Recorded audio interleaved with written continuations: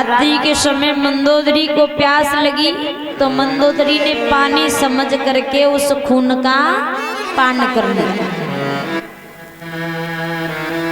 इधर रावण की गर्जना से और गर्भ गिर जाया करता था।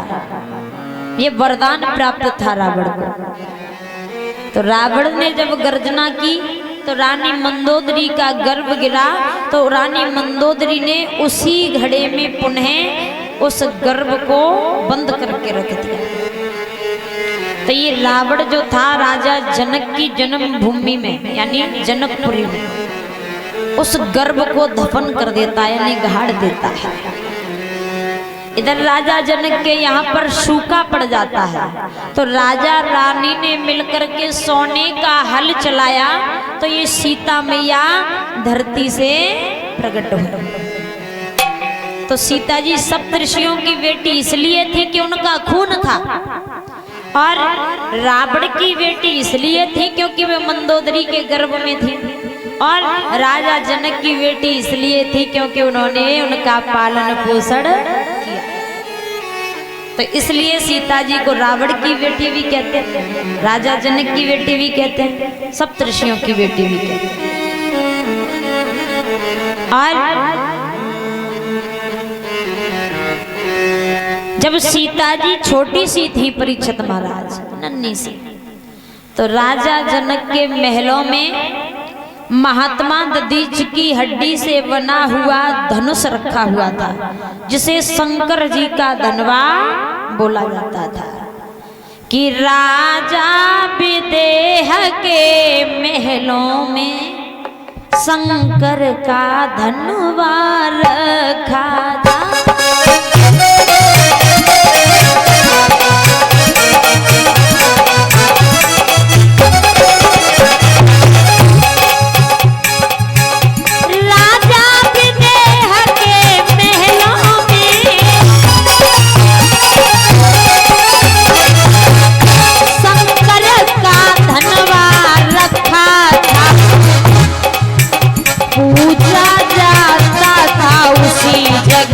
से कोई उठा नहीं पाता था।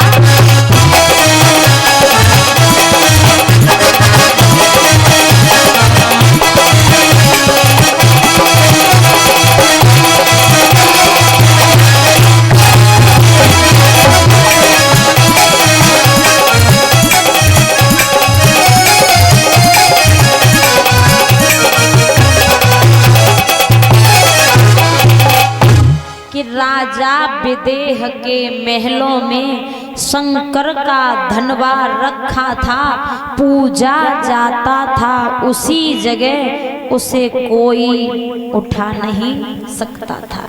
एक दिन सिया ने अनायास वो धनवा अचक उठाया था।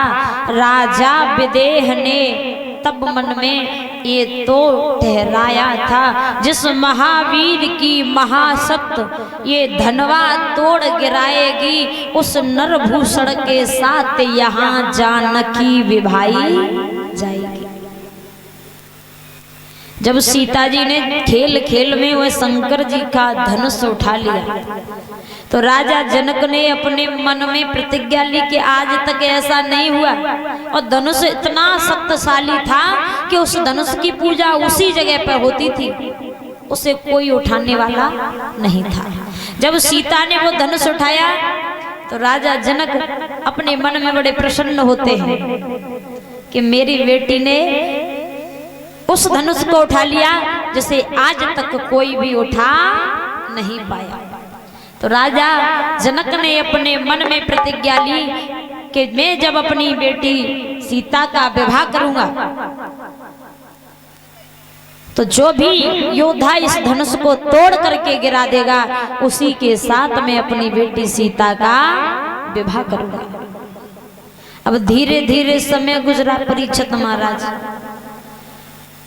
तो जब सीता मैया शादी के योग्य हो गई, सीता जी बड़ी हो गई,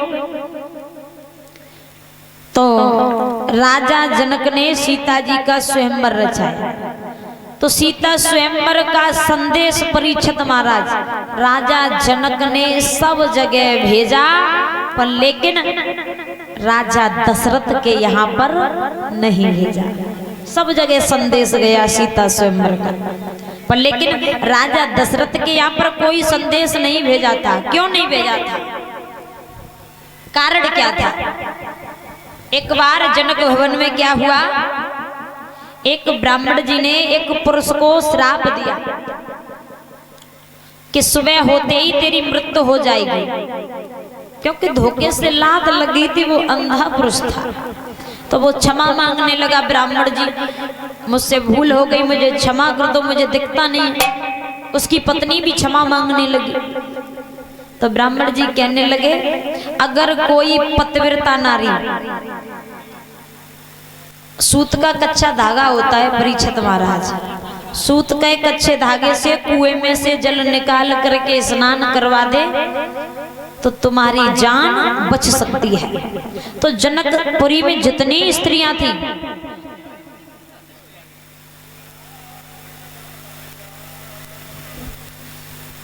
सबने आजमाया, पर लेकिन कुछ नहीं हुआ। जब अयोध्या में संदेश पहुंचा तो माता कौशल्या जाने के लिए तैयार हो रही थी, मैया कौशल्या। तो राजा दशरथ के यहाँ पर एक दासी थी जो झाड़ू लगाने वाली। हाँ, तो दासी ने देखा कि आज रानी पता नहीं सज धज करके कहाँ जा रही है। तो दासी ने पूछा कि रानी आज तुम इतना सज धज के कहाँ जा रही हो? तो रानी कौशल्या कहने लगी है कि जनकपुरी में जा रही हूं मैं, क्योंकि वहां पर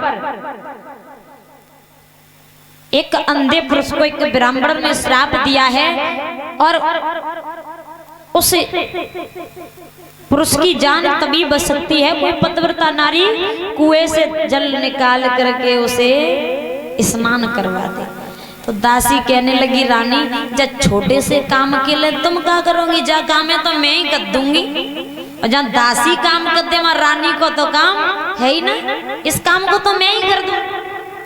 पर लेकिन मैं तुम्हारे ही डोला में बैठ के जाऊंगी, तुम्हारे ही वस्त्र आभूषण पहन के जाऊंगी।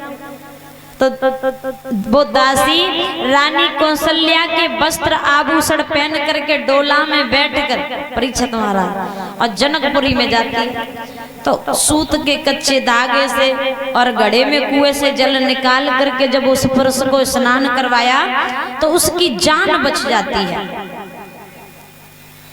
तो राजा जनक ने सोचा कि अगर इतनी बड़ी पतिव्रता नारी अयोध्या में हुई सकते, अगर कोई दास योद्धा निकलो जाने आए कि धनुष तोड़ दो तो मेरी सीता तो दासी हो जाएगी, इसलिए मैं अयोध्या में संदेश नहीं भेजूंगा।